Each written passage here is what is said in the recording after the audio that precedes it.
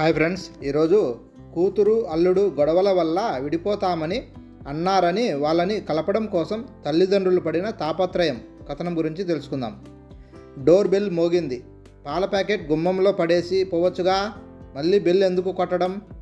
ఎన్నిసార్లు చెప్పినా ఆ కుర్ర వెధవ వినడు. ఇంకా పూర్తిగా చీకటి పోనేలేదు. తెల్లవారుతుండగా అప్పుడే మంచి నిద్ర పడుతుంది. అసలే చలికాలం, అందులోనూ దుప్పటి కప్పుకొని పడుకుంటే అస్సలు లేవాలనిపించదు. విసుక్కుంటూ లేచి తలుపు తీసింది లక్ష్మి. ఎదురుగా కనబడిన మొహం చూసి బిత్తరపోతూ, మీరా, ఏమిటి ఇలా హఠాత్తుగా? ఫోన్ అయినా చేయొచ్చు కదా. అల్లుడిని చూసి నైట్ గౌన్ సర్దుకుంటూ గాబరాగా అంది. చెప్పి వచ్చినా కానీ ఇక్కడెవరూ మాకు హారతులిచ్చి స్వాగతించరని తెలుసుగా. వ్యంగ్యంగా ఓ నవ్వు విసిరాడు అల్లుడు. గుమ్మంలోంచి తప్పుకొని రండి లోపలికి అంది లక్ష్మి. షోల్డర్ బ్యాగుతో లోపలికి వచ్చి కూతురు గది వైపు వెళ్ళబోతుంటే, కాసేపు ఈ గదిలోకి వెళ్ళి పడుకోండి, ఇంకా పూర్తిగా తెల్లారలేదుగా, అమ్మాయి మంచి నిద్రలో ఉంది, మళ్ళీ పిల్లాడు నిద్రలేస్తాడు అంటూ మూడో గది వైపు చెయ్యి చూపింది లక్ష్మి.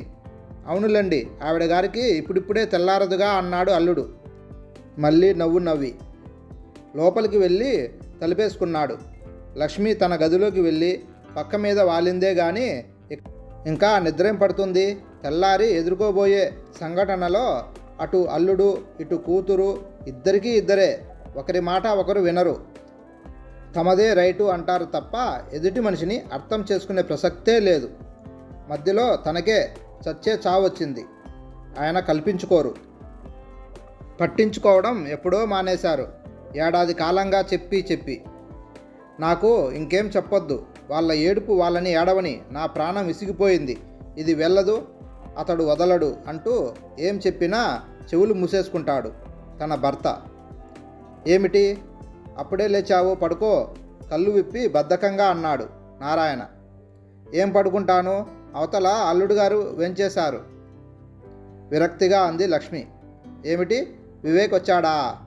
కప్పుకున్న దుప్పటి తీసేసి లేచి కూర్చున్నాడు నారాయణ. వచ్చాడు, పేరులోనే తప్ప ఏ కోశాన ఇసుమంతైనా వివేకం లేదు. అవును, నీ కూతురికి కూడా పేరులో తప్ప సౌమ్యత లేనట్టుగానే ఆయన విసుర్లు. మీ కూతురే, ఆ మాట మర్చిపోకండి. చురుగ్గా చూస్తూ పక్క మీద నుంచి లేచి బయటకు వెళ్ళిపోయింది లక్ష్మి. తెల్లవారాక బ్రష్ చేసుకుని కాఫీ కోసం వంటింట్లోకి వచ్చిన సౌమ్యతో, మీ ఆయన వచ్చాడు, కాఫీ కలుపుతూ లోగొంతుతో చెప్పింది లక్ష్మి. సౌమ్య చటుక్కున తల్లి వంక చూసి, అలా అనొద్దని ఎన్నిసార్లు చెప్పాలి నీకు, చిరాగ్గా అంది. సరే, వివేక్ వచ్చాడు, లక్ష్మి అంతకంటే తీవ్రంగా అంది. రాణి, నాకెందుకు చెప్పడం? కాఫీ మగ్గు, పిల్లాడి ఫీడింగ్ బాటిల్ పట్టుకొని సౌమ్య గదిలోకి వెళుతుంటే, నీ మొగుడు గనక చెప్పాను అంది వెనక నుంచి మళ్ళీ. వెనక్కి తిరిగి తల్లిని మింగేసేటట్టు చూస్తూ, ఆ మాటే అనద్దు అన్నాను అంటూ గదిలోకి వెళ్ళి డబాలున తలుపు వేసుకుంది సౌమ్య. గదిలోంచి బయటకు వచ్చిన నారాయణని చూసి ఆ కోపమంతా చేతిలో ఉన్న పటకారు మీద చూపించి పొయ్యి గట్టు మీద గట్టిగా విసిరేసింది లక్ష్మి. నిమ్మకు నీరెత్తినట్టు భార్య కేసి చూస్తూ, ఆ కాపీ ఇలా ఇవ్వు అన్నాడు నారాయణ ప్రశాంతంగా. తలుపు తీసి గుమ్మంలో ఉన్న పేపర్ తీశాడు. హెడ్లైన్స్ చూస్తూ భార్య ఇచ్చిన కాఫీ గ్లాస్ అందుకొని సోఫాలో కూర్చోబోతుంటే, హలో, గుడ్ మార్నింగ్ సార్ అంటూ వచ్చి పలకరించాడు వివేక్. ఓ వెరీ గుడ్ మార్నింగ్, మీరు వచ్చారని లక్ష్మి చెప్పింది, కూర్చోండి. లక్ష్మి, మరో కాఫీ పట్రా మర్యాదగా అన్నాడు నారాయణ. కాఫీ తాగుతూ పేపర్ చూస్తూ, ఏమిటి ఇలా వచ్చారు అని అడిగాడు. పెళ్ళాం బిడ్డలు ఇక్కడే ఉన్నప్పుడు మామగారింటికి రాక తప్పుతుందా ఎత్తిపొడుపుగా అన్నాడు. ఓ రియల్లీ, మీరిద్దరూ ఇంకా భార్యాభర్తలేనా? అంతకంటే ఎత్తుపొడుపుగా అన్నాడు నారాయణ. భార్యాభర్తలమని నేను అనుకుంటున్నాను, మీ అమ్మాయి ఏమనుకుంటుందో మీకే తెలియాలి గడుసుగా అన్నాడు వివేక్. నాయనా, మీ ఇద్దరికీ నమస్కారం. మీ ఇద్దరు భార్యాభర్తలో కాదో మీరే తేల్చుకోండి. ఆ పని మీరు చెయ్యకపోతే మీకు సాయపడడానికి కోర్టులున్నాయి. మీ ఇద్దరికీ చెప్పలేక మాకు ఉన్న ఓపిక, సహనం అన్నీ నశించిపోయాయి. కన్నవాళ్ళం కాబట్టి దాన్ని ఇంట్లోంచి పొమ్మనలేకపోతున్నాం అంతే విరక్తిగా అన్నాడు నారాయణ. లక్ష్మి వచ్చి కుర్చీ జరిపి కూర్చుంటూ వివేక్, ఇదేమీ బాగాలేదు. ఇద్దరికి ఇద్దరు ఇలా పంతాలకు పట్టింపులకు పోతే ఎలా? మీ మధ్య ఒక పిల్లాడు ఉన్నాడని విషయం మర్చిపోకండి. రేపు వాడు కాస్త పెద్దయిన తర్వాత నాన్న ఏడి అని అడిగితే? అవును, అది మీ అమ్మాయి ఆలోచించుకోవాల్సిన వ్యవహారం. ఆ మాత్రం కూడా ఆలోచించకుండా ఆమెకు ఆ మొండి వైఖరి, ఆ ధైర్యం ఏంటో నాకైతే అంతుపట్టడం లేదు. నీకేమైనా అర్థమవుతుందా? చూడు వివేక్, భార్యాభర్తల తగువుల్లో ఎవరిది రైటు ఎవరిది తప్పు అన్నది మూడో వాళ్ళకి అర్థం కాదు. ఎవరికి వాళ్ళు మేమే రైట్ అంటారు. మా అమ్మాయి మాటలే కరెక్ట్ అని మేము ఎప్పుడూ నీతో అనలేదు కదా. ఇప్పటికైనా ఇద్దరు కలిసి కూర్చుని మాట్లాడుకోండి. ఏదో ఒక నిర్ణయానికి రండి, అప్పుడు బాగుంటుంది. మాట్లాడాలని ఇప్పటికే 2-3 సార్లు వచ్చాను కదా. ఆవిడ నోట్లో నుంచి మాట రాదు. కాంప్రమైజ్ అన్న పదానికి అర్థం తెలియనట్టు ప్రవర్తిస్తుంది. నాకు ఇంకా ఈ రాకపోకలు చాలు అనిపిస్తోంది. అంత కాళ్ళబేరానికి దిగేంత తప్పులు నేనేమీ చేయలేదు. వస్తుందో రాదో అడిగేసి నా దారి నేను చూసుకుంటానిక. దేనికన్నా పట్టు విడుపు ఉండాలి. మా గొడవల మధ్య పిల్లాడు తండ్రి లేనివాడైపోకూడదని, సంసారం పాడు చేసుకోకూడదని నా వైపు నుంచి నా ప్రయత్నాలు నేను చేశాను. వివేక్, అన్నానని కోపం తెచ్చుకోకు. చేతులు కాలేక ఆకులు పట్టుకున్నావు.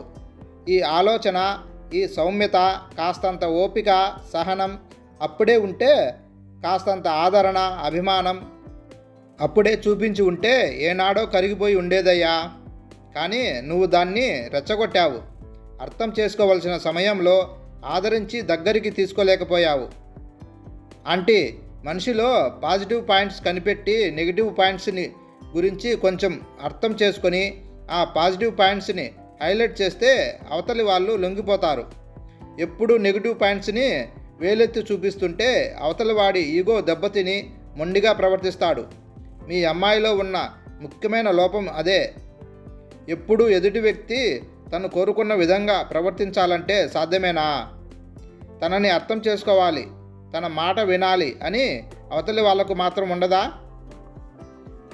సాధించడం, ఎత్తి పొడవడం చేతగానితనాన్ని పదే పదే దొబ్బి పొడవడం, ఆఖరికి కట్టుకునే బట్టలు, తినే తిండి మీద కూడా తనదే చాయిస్, తనకి నచ్చినట్లే చేయాలి అంటే ఎలా? పోనీ అదేదో అహంకారంగా కాక ప్రేమ అనురాగంతో మార్చే ప్రయత్నం చేస్తే ఒకరోజు కాకపోతే ఇంకో రోజు ఆ ప్రేమకు లొంగిపోతాడు మనిషి. వివేక్, ఈ వాదులాటలు ఇద్దరి వెర్షన్ ఇదివరకే విన్నాం. నీవు చెప్పేది కొన్ని రైటు, అది చెప్పేది కొన్ని రైటు. ఒక విషయం ఆంటీ, సరే మా అమ్మ నాకు కొన్ని పద్ధతులు నేర్పలేదు. నాకు శుభ్రం తక్కువ. బట్టలు ఎక్కడ పడితే అక్కడ వదిలేస్తాను. బాత్రూమ్ అంతా తడి చేస్తాను. పేపర్ చదివాక నీట్గా పెట్టకుండా వదిలేస్తా. ఎంగిలి కప్పులు వదిలేస్తా. డబ్బు లెక్కలేదు. సరుకులు తేవడం తెలియదు. సంతలోంచి సచ్చు పుచ్చు కూరలు తెస్తాను. రోజు ఇలా 1,00,000 సాధింపులు చివాట్లు తింటూ వాటిని భరిస్తూ విరక్తి చెందకుండా ఉండడానికి, నవ్వుతూ మునీశ్వరుడిలా ప్రశాంతంగా ఉండడానికి నేనేమన్నా యోగినా? పోనీ నేనొక్కనే అనుకుంటే పర్వాలేదు, కానీ మా అమ్మని, మా ఇంటిని దెబ్బే అధికారం తనకు ఉందా? మనుషులందరి అలవాటు ఒకేలా ఉండవు. మా అమ్మ పెంపకం ఆవిడ పద్ధతిలో జరిగింది. ఆవిడ ఇల్లు ఆవిడ ఎలా సర్దుకుందో అదంతా ఆవిడ ఇష్టం. ఆ ఇంట్లో పుట్టిన పిల్లలు ఆ తల్లి పెంపకంలో పెరిగిన ఆమె నేర్పినవే నేర్చుకుంటారు. పెరిగిన వాతావరణం ఒక్కసారిగా మారిపోతుందా? నిలేసినట్టు అంటున్నాడు వివేక్. లక్ష్మి వెంటనే అందుకుంది. అవును, కరెక్ట్. నువ్వు అన్నది చాలా నిజం. దాని విషయంలోనూ అదే వర్తిస్తుంది. ఇక్కడ పద్ధతిగా అన్నీ ఎక్కడివక్కడ ఉండి చాలా నీట్గా మెయింటైన్ చేసిన అప్పర్ మిడిల్ క్లాస్ అమ్మాయి కొన్ని పద్ధతులు దానికి అలవడ్డాయి. నా పద్ధతి అది. నాకంటే ఎక్కువగా దానికి కొన్ని మంచి అలవాట్లు ఉన్నాయి. హై క్లాస్గా పెరిగిన పిల్ల. దానిదంతా కట్టె కొట్టె తెచ్చా అన్నట్టుండే రకం. నాజుగ్గా మంచిగా ఓర్మిగా చెప్పడం దానికి తెలియదు. నేను చిన్న మాట అన్నా కూడా పడే రకం కాదు. ఆ మనస్తత్వం కాదు దానిది. కానీ పెళ్ళి కాకముందు ఎన్నోసార్లు చెప్పేదాన్ని. నా పద్ధతి అంతే, నా మాట అంతే. అమ్మా నాన్న స్నేహితులు ఎవరైనా నువ్వు కోరుకున్నట్టే ఉండాలంటే కుదరదు.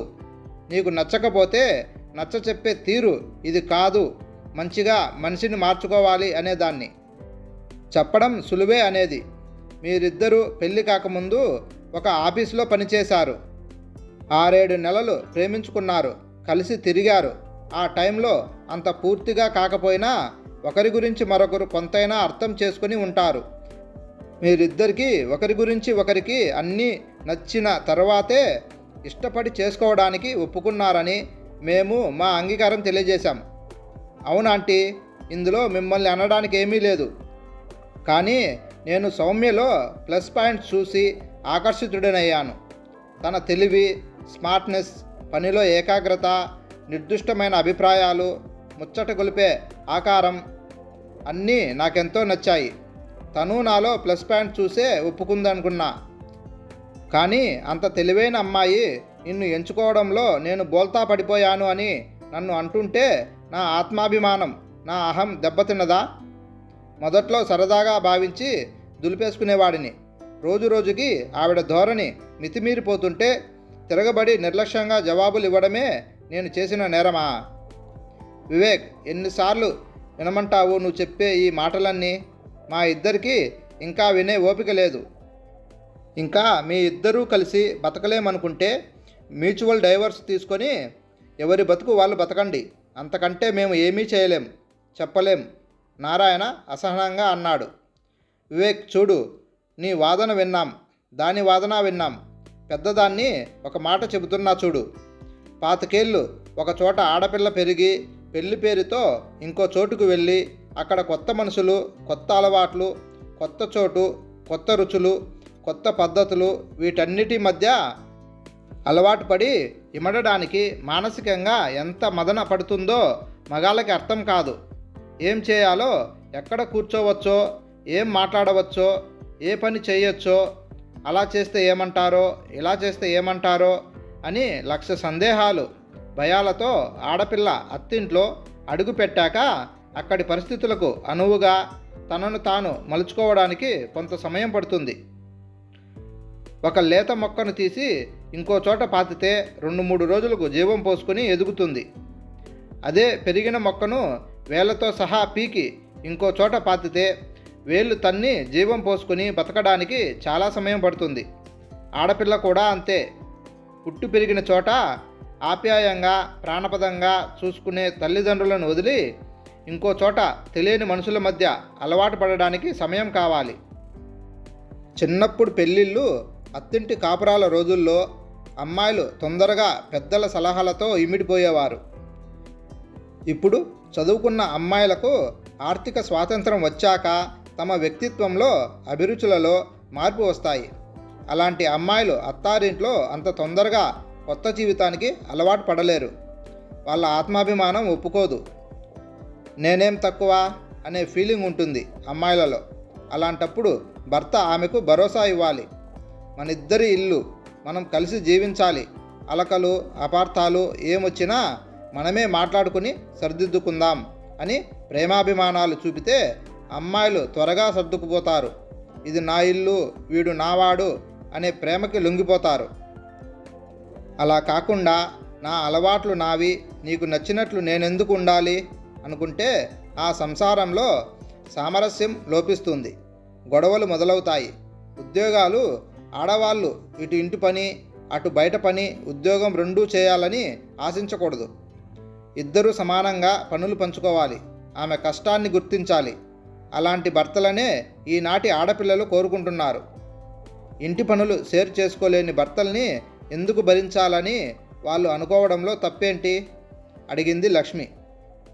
అది సరే ఆంటీ, నాకు పని చేయడం చేత కాదు. అలాంటప్పుడు నన్ను ప్రేమగా పిలిచి అడగాలి, ఈ కూరలు తరుగు, బాబు ఫీడింగ్ బాటిల్స్ కడుగు అని ఎలా చేయాలో 1-2 సార్లు చెప్పొచ్చు కదా. దాని బదులు ఏమీ రాదని చెప్పడం, దులిపి పారేయడమే కరెక్ట్ అనుకుంటారు ఈ ఆడవాళ్ళు. మీ ఇద్దరి మధ్య సామరస్యత ఉన్నప్పుడు అవన్నీ సాధ్యపడతాయి. ఈ విషయంలో మా అమ్మాయిది తప్పు లేదని నేను అనను. నన్నేం చేయమంటారు చెప్పండి? ఆఖరి ప్రయత్నంగా వచ్చాను. ఇప్పటికీ 6 నెలలైంది తను వచ్చేసి. ఇంకా ఎదురు చూసే ఓపిక నాకు లేదు. అసహనంగా అన్నాడు వివేక్. తలుపు తీసుకొని బాబునెత్తుకొని గదిలోంచి వచ్చిన సౌమ్య వివేక్ని చూడనట్టే వంటింట్లోకి వెళ్ళబోయింది. వివేక్ చటుక్కున లేచి, హాయ్ చేతన్, ఇలా రా అని ఆమె చేతిలోంచి బాబుని తీసుకోబోయాడు. సౌమ్య కోపంగా చూసి బాబుని గట్టిగా పట్టుకుంది. హాయ్ సౌమ్య, బాబునిటివ్వు, వాడిని చూడ్డానికే వచ్చా తెలుసా, దానాన్న అని మళ్ళీ చేతులకి తీసుకోబోయాడు. నీకు నాకు సరిపడదని వచ్చేశాక ఇంకా రావడాలేమిటి, ప్లీజ్ నన్ను అనవసరంగా డిస్టర్బ్ చేయకు అంది సౌమ్య తీవ్రంగా. వివేక్ మొహం ఎర్రబడింది. అంతలోనే నిగ్రహించుకొని, మనకు జరిగింది బొమ్మల పెళ్ళి కాదు, శాస్త్రోక్తంగా జరిగిన పెళ్ళి, రిజిస్టర్ మ్యారేజ్ కూడా. ఇలా ఇంట్లో కూర్చొని నీకు నాకు చెల్లు అనుకునేంత తేలికైన విషయం కాదు అంటూ బలవంతంగా ఆమె చేతిలోంచి బాబుని తీసుకున్నాడు. సౌమ్య తిరిగి బాబుని లాక్కోబోయింది. అప్పుడు బాబుని తీసుకుపోతుంటే నారాయణ గట్టిగా మందలిస్తూ, ఏమిటది, బాబుకి తను తండ్రి అని మర్చిపోకు, నీకెంత హక్కుందో అతనికి అంతే హక్కుంది, బిహేవ్ యువర్ సెల్ఫ్ అన్నాడు. సౌమ్య తండ్రి వంక చురుగ్గా చూసి ఏదో అనబోయి తండ్రి మొహంలో కోపం చూసి మౌనంగా తన గదిలోకి వెళ్ళిపోయింది. నీతో మాట్లాడేందుకే వివేక్ వచ్చాడు, ఇద్దరూ రూమ్లోకి వెళ్ళి మాట్లాడుకోండి ఆర్డర్ వేసినట్టు అన్నాడు. మా మధ్య ఇక మాటలేం లేవు, మాట్లాడాల్సింది ఒక లాయర్తోనే. సౌమ్య, ఎదుటి వాళ్ళు చెప్పింది వినడం నేర్చుకో, వివేక్ ఏం చెప్తున్నాడో ఒకసారి విను, కూతుర్ని గట్టిగా హెచ్చరించింది లక్ష్మి. సరే, మేం మాట్లాడుకునే మాటలకు గదులు అవసరం లేదు, అందరి ఎదురుగానే మాట్లాడొచ్చు మొండిగా అంది. సరే అయితే అంకుల్, ఆంటీ మీరు కూడా ఇక్కడే ఉండండి అంటూ, సౌమ్య, క్రితంసారే నేను చెప్పాను, ఇప్పుడు కూడా చెప్తున్నాను, మనమిద్దరం కలిసి కాపురం చేయాలనేది నా కోరిక. మన మధ్య ఇప్పుడు బాబు కూడా ఉన్నాడు కనుక వాడి కోసమైనా మనం కలిసి బతకాలని కోరుతున్నాను. పిల్లాడికి తల్లిదండ్రులు ఇద్దరూ ఉండాలి, వాళ్ళ సమక్షంలోనే వాడి పెంపకం జరగాలనే నా ఉద్దేశం. తండ్రిగా నువ్వు ఏం చేస్తావు, ఒక్కరోజన్నా వాడి ఆలనా పాలనా చూసావా, రాత్రిపూట ఒక్కసారైనా వాడిని నిద్రపుచ్చావా, వాడికి పాలు పట్టావా, అన్నీ నేనే చేసుకున్నప్పుడు నేనే ఒంటరిగా బతుకుతూ వాడిని పెంచుకుంటా. అంత పసిపిల్లవాడికి నేనేం చేయగలను, నాకు ఆ పని అలవాటు లేదు. అందరికీ అన్ని అలవాట్లు ముందే వచ్చేయవు, చేస్తూ ఉంటే అవే వస్తాయి. నిజమే, నేను నేర్చుకోవాలని ప్రయత్నించినప్పుడు ఏ పని సరిగ్గా చెయ్యవు, ఏ పని చేత కాదు అని నా చేతిలోంచి బాబుని లాగేసుకుంటే నేనెప్పుడు నేర్చుకోవాలి? రోజంతా నేను కూర్చోబెట్టి నేర్పేంత ఓపిక, టైం నాకు లేదు. సరే, ఈ గోలంతా చాలాసార్లు అయింది, కానీ ఇప్పుడు నాతో ఏం మాట్లాడాలో చెప్పు. అంటే నా అవసరం లేదని నిర్ణయించుకొని నువ్వు ఒంటరిగా ఉండాలనే నిర్ణయించుకున్నావా? ఈ విషయం కిందటిసారే చెప్పానుగా, మొండిగా అంది సౌమ్య. వివేక్ ఒక్క క్షణం అత్తామామల వైపు చూసి, విన్నారు కదా, ఇంకా మాట్లాడడానికి ఏమీ లేదు అన్న తర్వాత ఆమె కాళ్ళు పట్టుకునేంత ఓపిక, సహనం నాకు లేవు అని బాబుని ముద్దు పెట్టుకున్నాడు వివేక్. నా కొడుకు సంగతి ఏం చేయాలో లాయర్లతో మాట్లాడి చెబుతా అంటూ పిల్లాడిని అత్తగారి చేతిలో పెట్టి గదిలోకి వెళ్ళి బట్టలు మార్చుకొని బ్యాగు పట్టుకొని కోపంగా బయటికి వెళ్ళిపోయాడు. ఇంత అహంకారం పనికిరాదు, నువ్వు చేసిన ఈ పనికి విచారించే రోజు వస్తుందని తండ్రిని కాబట్టి శాపం పెట్టను, కానీ ఆల్ ద బెస్ట్, ఇంకా నీ ఇష్టం, నీ విషయంలో మేము జోక్యం చేసుకోదలుచుకోలేదు అని తండ్రి పేపర్ మొహానికి అడ్డు పెట్టుకున్నాడు. లక్ష్మి కూతురు వంక విముఖంగా చూసి వంటగదిలోకి వెళ్ళిపోయింది. మీ అమ్మ నేను 3 రోజుల్లో అమెరికా బయలుదేరుతున్నాం, నిన్ననే టికెట్ కొన్నాను అన్నాడు కూతురుతో నారాయణ. సౌమ్య చతుకురాలైంది. అదేంటి నాన్న, ఎందుకు ఇంత హఠాత్తుగా ప్రయాణం, కలవరపడుతూ అడిగింది సౌమ్య. మీ అన్నయ్య కొడుకుని పుట్టిన తర్వాత ఇప్పటి వరకు మేము చూడనే లేదు. వాళ్ళ అత్తగారు పురిటికి వెళ్ళి 4 నెలలైపోయింది. ఆవిడ ఇండియా తిరిగి వచ్చేస్తుందట, అందుకని మమ్మల్ని రమ్మన్నాడు. పిల్లల్ని ఒంటరిగా ఇంట్లో వదిలి ఉద్యోగాలకు వెళ్ళలేరుగా. ఆయా దొరికింది, కానీ ఇంట్లో మన అనే వాళ్ళం మేము ఉండాలి కదా అన్నాడు. మరి ఇక్కడ ఎలా బాబుని ఎలా మేనేజ్ చేయాలి? ఏదైనా క్రష్లో ఉంచు. మీరిద్దరూ కలిసి ఉన్నప్పుడు కూడా ఆఫీసులకు వెళ్ళినప్పుడైనా బాబుని క్రష్లో ఉంచక తప్పదు కదా, నిర్లిప్తంగా అన్నాడు తండ్రి. చెప్పా పెట్టకుండా ఇంత హఠాత్తుగా మీరు అమెరికా ప్రయాణం పెట్టుకుంటే ఎలా? ముందే చెబితే ఏదో ఒక ఏర్పాటు చేసుకునేదాన్నిగా, కోపంగా అంది. మాకు మాత్రం తెలుసా? వెళ్ళాలనుకున్నాం, కానీ అక్కడ వాడి మామగారి తండ్రి ముసలాయన ఐసీయూలో ఉంటే కోడలుగా వాడి అత్తగారు వెళ్ళొద్దా? అందుకే ఫోన్ చేశాడు కిషోర్. టికెట్ కూడా పంపాడు. అవసరానికి నీలాగే వాడిని ఆదుకోవాలి కదా. కనీసం 6 నెలలు పడుతుంది మేము తిరిగి రావడానికి అన్నాడు తండ్రి. 6 నెలలు నేను బాబుతో ఒంటరిగా ఎలా ఉండాలి? కోపంగా, ఉక్రోషంగా, గాబరాగా, భయం కలిగిన వ్యాకులతతో అడిగింది సౌమ్య. ఉండాలి మరి. పెళ్లి చేసి పురుడు పోయడం వరకే మా బాధ్యత. ఇంకా మేమే చేయాలంటే ఎలా? మా పనులు మాకుంటాయిగా. కూతుర్ని కానీ కొడుకుని కానీ జీవితాంతం కనిపెట్టుకుని ఉండలేక వాళ్ళకి పెళ్ళిళ్ళు చేస్తారు తల్లిదండ్రులు. పెళ్ళయ్యాక భార్యాభర్తలు కలిసి వాళ్ళ సంసారం వాళ్ళు చేసుకోవాలి. వాళ్ళ జీవిత సమస్యలను వాళ్ళే ఎదుర్కోవాలి. మొగుడు అక్కర్లేదని నువ్వు అనుకున్నప్పుడు ఒంటరిగానే బాధ్యతలు మోయాలి. అవసరానికి తల్లిదండ్రులు ఆదుకుంటారు, కానీ అజన్మాంతం నిన్ను నీ పిల్లల్ని కనిపెట్టుకొని ఉండే ఓపిక మాకు మాత్రం ఉంటుందా? పిల్లల బాధ్యతలు తీరిపోయి ఉద్యోగ విరమణ చేశాక కాస్త 4 చోట్ల తిరిగి గుళ్ళు గోపురాలు చూద్దామని అనుకున్నప్పుడు ఈ కొత్త బాధ్యతలు మా నెత్తిన వేస్తే అవన్నీ మేము మోయలేం. మాకు కాస్తంత విశ్రాంతి, తీరిక కావాలి కదా. సౌమ్య తల్లిదండ్రులకేసి చురచురగా చూసింది. నేను వివేక్ దగ్గరికి వెళ్ళను అన్నాను కాబట్టి నాకు పాఠం ఈ విధంగా నేర్పాలనుకుంటున్నారా? నాకు బుద్ధి చెప్పడానికేనా మీ ప్లాన్ అంతా? Don't be silly. అన్నయ్యకి కొడుకు పుట్టిన దగ్గర నుంచి వియ్యపురాలు ఇండియా తిరిగి వచ్చాక మేము వెడదామన్న ప్లాన్ ముందుగా అనుకున్నదే కదా. మొహం ఎర్రబరుచుకొని విసురుగా పిల్లాడిని తీసుకొని లోపలికి వెళ్ళిపోయింది సౌమ్య. 2 రోజులు తల్లిదండ్రులతో మాట్లాడడం మానేసింది సౌమ్య. వాళ్ళు కూడా ఏమీ జరగనట్టే వాళ్ళ ప్రయాణం ఏర్పాట్లు వాళ్ళు చేసుకున్నారు. నెల రోజుల తర్వాత ఒక రాత్రి సౌమ్య ఫోన్ చేసింది ఏడుపు గొంతుతో. డాడీ, బాబు మెట్ల మీద నుంచి పడిపోయాడు. తలకి దెబ్బ తగిలి బాగా రక్తం వచ్చి తెలివి తప్పిపోయాడు. అయ్యయ్యో, మరి ఎలా? ముందు ఆసుపత్రికి తీసుకెళ్ళు. ఫోన్లో గాబరాగా అరిచాడు నారాయణ. తీసుకెళ్ళా, తెలివి వచ్చే వరకు ఏం చెప్పలేమంటున్నారు. డాడీ, మమ్మీ, మీరు వెంటనే రండి. ఏడుస్తున్న కూతురు ఎటువంటి పరిస్థితుల్లో ఉందో వాళ్ళకి అర్థమైంది. వస్తాం, కానీ 2 రోజులన్నా పడుతుంది. ముందు నువ్వు వివేక్కి ఫోన్ చెయ్యి. తండ్రికి వెంటనే చెప్పాలి. మాట్లాడే అవకాశం ఇవ్వకుండా ఆర్డర్ వేసినట్టే కఠినంగా చెప్పి ఫోన్ పెట్టేసి తల పట్టుకొని కూర్చున్నాడు నారాయణ. మీరు కూడా అతనికి ఫోన్ చేయండి అని సలహా ఇచ్చింది లక్ష్మి.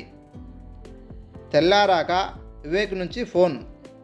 బాబు కళ్ళు తెరిచాడని, నార్మల్గానే ఉన్నాడని, కొన్ని పరీక్షలు మెదడుకి చేయాలన్నారని, బాబు కాస్త కోలుకున్నాక మిగతా పరీక్షలు చేస్తారని చెప్పాడు. మీరు బెంగపడకండి, నేనున్నాను, చూసుకుంటున్నా, ఎప్పటికప్పుడు ఫోన్ చేస్తా అని చెప్పాక అందరూ కుదుటపడ్డారు. వారం తర్వాత మళ్ళీ ఫోన్ చేశాడు వివేక్. బాబుని తీసుకుని ఇంటికి వచ్చామని, అన్ని పరీక్షల్లో నార్మల్ రిపోర్టులే వచ్చాయని చెప్పాక స్థిమితపడ్డారు లక్ష్మీనారాయణ. 3 నెలలు గడిచాయి. ముందుగా అనుకున్న సమయానికే నారాయణ, లక్ష్మి ఇండియాకి తిరిగి వచ్చారు. ఇంటికి వచ్చి చూస్తే తాళం వెక్కిరించింది వాళ్ళని. పక్క ఇంట్లో ఉండే కొలీగ్ గబగబా వచ్చి ఓ కవరు, తాళం చెవి వాళ్లకు ఇచ్చి వెళ్ళారు. ఇంట్లోకి వెళ్ళి సామాన్ పడేసి ఆరాటంగా ఉత్తరం చదివారు. నేను, వివేక్, బాబు మా ఇంటికి నిన్ననే షిఫ్ట్ అయ్యాం. ఇన్నాళ్ళు మీ ఇంట్లో నాకు ఆశ్రయం ఇచ్చినందుకు థ్యాంక్స్. పెళ్ళయ్యాక ఆడపిల్లలు తల్లిదండ్రులకి బరువు అవుతారని, అమ్మాయిని ఆడపిల్లలాగే తప్ప కన్న కూతురుగా ఏనాటికి గుర్తించరని తల్లిదండ్రులలో మీరు ఒకరు. బాబుకి తండ్రి అండ దొరికింది. నేను కాంప్రమైజ్ అయ్యానో మనస్ఫూర్తిగా వెళ్ళానో మీకు చెప్పనవసరం లేదు. మీ ఇంటి నుంచి నేను వెళ్ళిపోయినందుకు మీరు సంతోషించండి. అంతే, గుడ్ బై. సౌమ్య. దీనికి మతిపోయింది చూడు ఎలా రాసిందో అన్నారు నారాయణ విరక్తిగా. దాని మొహం, దాని కోపం 4 రోజులు. మనం వెంటనే రాలేదని కోపంలేండి దానికి. వివేక్ మనల్ని ఇండియాకి అప్పుడే రావద్దని చెప్పిన విషయం మనం దానితో చెప్పామంటే మళ్ళీ అదో గోల. మనతో మాట్లాడకపోతే ఇప్పుడు కొంపలేం మునిగిపోవు, కానీ దాని కాపురం అది చేసుకుంటే చాలండి అంది నిశ్చింతగా లక్ష్మి. హాయ్ ఫ్రెండ్స్, ఈ కథ మీకు నచ్చినట్లయితే please like and subscribe friends.